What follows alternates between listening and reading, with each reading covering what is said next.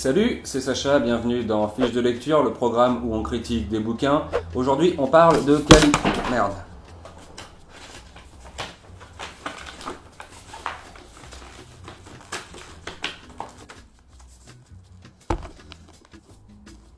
Aujourd'hui, on parle de California Girls de Simon Liberati qui raconte l'assassinat de l'actrice Sharon Tate par les membres de la famille Manson.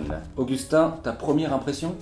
Mon avis, démonstratif et efficace, ce bouquin diablement poisseux nous conte une tuerie grinçante et juteuse, au fort parfum de vérité. Pour moi, ce livre est comme une drogue dure parce que j'ai pas vu le temps passer, il y a beaucoup de lignes, et aussi parce que je l'ai lu dans les toilettes d'une boîte de nuit, terriblement addictif.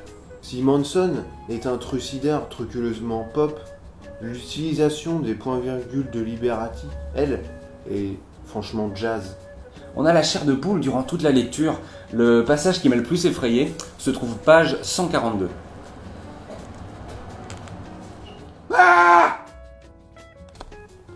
Charles Manson reste avant tout un artiste frustré, comme Hitler, comme Dieu.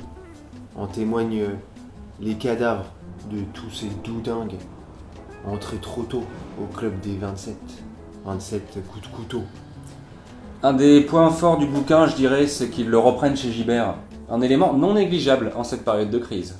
Et puis, quand Sharon Tate se retrouve coincée chez elle sous les merci de coups de couteau, qu'elle peut pas s'échapper, on pense à Tanguy, le trentenaire, cocooner, lui non plus peut pas quitter ses parents, et on se rappelle de l'univers de Châtilliez.